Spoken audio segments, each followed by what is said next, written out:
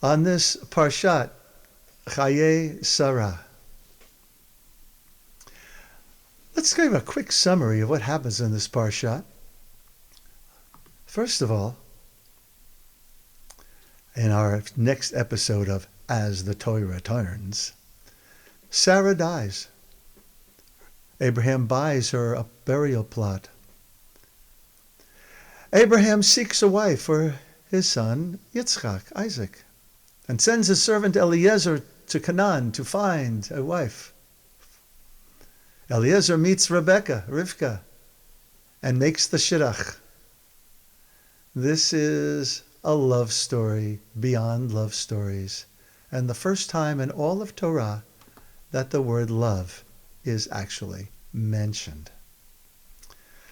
However, I'm not going to be talking about any of those things this morning.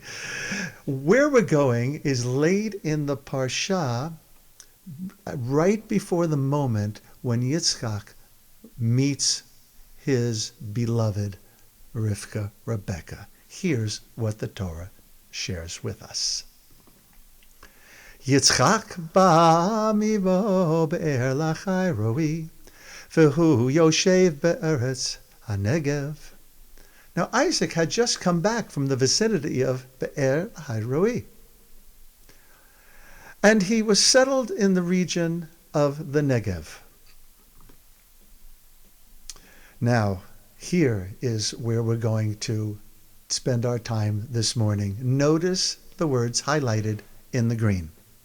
Vayetze Yitzchak lasuach basadeh lifnot arev vayisa einav vayahar vehine gmalim ba'im.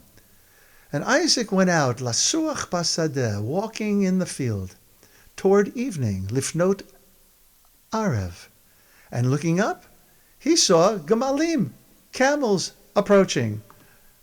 Where are they? Oh, there they are. I didn't have my eyes open, I guess. So continuing on, what happens here? What is the meaning of this word, lasuach?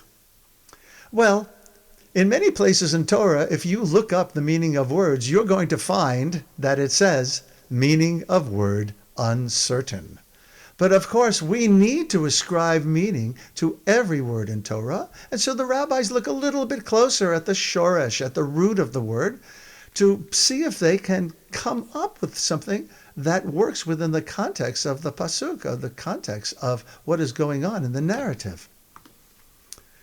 Lasuach, according to Rashi, means to meditate, and that means to pray. What Isaac is doing is he is meditating in the field. This, by the way, is what the rabbis understand as the proof text, that giving Yitzchak, Isaac, credit for establishing the afternoon prayer of Mincha. He went out right before evening, as evening approached. And there, Mincha, the afternoon prayers. Ay, ay, ay, ay, ay. What had Yitzchak happened to him that led up to this moment? After everything that he had gone through, it makes a lot of sense to me that he would need some moments for meditation and quieting the mind. Hashtaka. The Akedah. His father had just tried to kill him. I would think, after that, one might need a little bit of spaciousness. He returns from that to find the news that his mother has died. Sarah has died. Well, if this doesn't cause one to go inward, I'm not sure what does. Here is an example of one of our four parents quieting the mind. We can give ourselves a break for all of that chatter for a moment. The first word of the verse is Vayetze. Yitzchak went out. The Torah doesn't tell us where he went out from, just where he is. What is he leaving? He's leaving all the noise in order to find a quiet space inside of himself. And the first step to quieting is a kind of leaving, a stepping out. Hashtaka, quieting the mind. It says in the Shulchan Aruch, Tov ma'at tachnunim b'kavana meharobot b'lo kavana. Better that one has fewer words with intention than many without. Or, as I'm putting it, speak less, listen more. So I'm going to ask you as I continue, who do you think is credited with this following teaching? Now, there is a hint that some of you might get from the books on the side. Da, כשהאדם מתפלל בשדה, אזי כל העשבים כולם באים בתוך התפילה, ומסייעים לו, ונותנים לו כוח בתפילתו. No, da.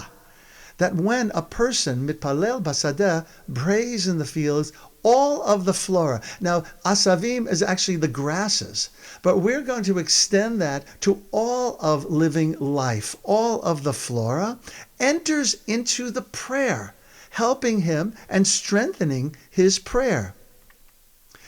In parentheses, you'll note this is the reason prayer is called sicha, conversation. We are in conversation with.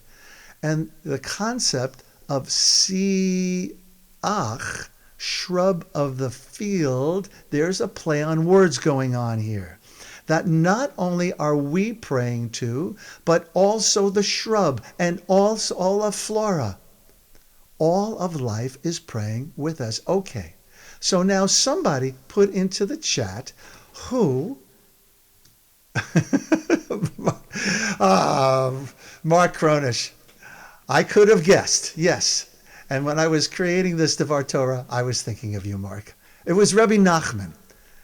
This is Rabbi Nachman's words. And what does it bring to mind? The practice of hitbodedut, which many of you are familiar with. The practice of going out into nature and attuning oneself to all that is in nature and speaking conversation with God. Ay, ay, ay.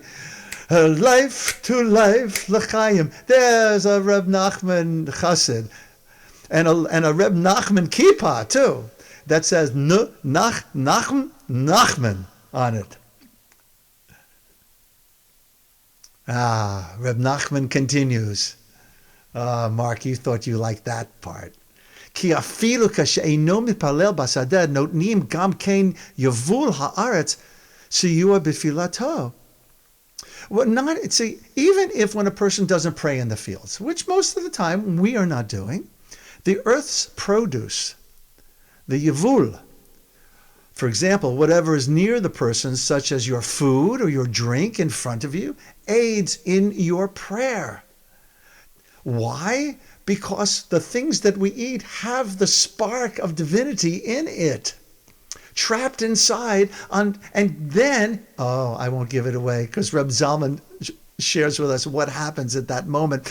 But when you're in the field, because you're particularly close to these things in their natural state, all the flora and all the soil's yevul, produce, empower your prayer. So you're not praying by yourself. You're praying with the aid of all that's around. Just like we pray here in our Zumagog with the aid of all of us. And it gives us koach. It gives us strength. So too does nature. So who said and teaches all of the following? We need to bring sacred enchantment to our prayers. The hills are alive. Human beings are theotropic. We naturally grow towards God, just as the sunflower is heliotropic and naturally turns towards the sun. By turning toward divinity, we're able to absorb the spiritual nourishment we need to grow and flourish like a plant. absorbing sunlight. Who said it? Who teaches that? It is Reb Zalman, of course. Now, Reb Zalman just didn't make this. It wasn't a chiddush for him. He's getting it from Reb Nachman, because Reb Zalman is a chassid. So, let us rejoice with Reb Zalman. Looking at the photograph on the upper right of your screen with his arms in the air and is binded by the tefillin, this for me is the asana, the pose, the stance of liberation and freedom, of joy, of reaching for the light and pulling it in and understanding that all of creation is singing its song with us. There it is. There's the proof text. All of nature reaching towards the light. It happens. If it's not happening in my garden, that plant has died. And when we stop doing it, our souls go through a kind of a death. Years ago, when I was working with Living Stage Theater Company, in our workshops, we would call out words for the participants to respond to by creating an instant, spontaneous sculpture. Whenever you call out the word freedom, this is what people inherently know to do, to reach out, to expand themselves. A feeling that all is one and that everything that is praying with us, including the sun. Now there's a pun between the word or, meaning light, and the word or, meaning skin. The word or, meaning light, starts with an aleph.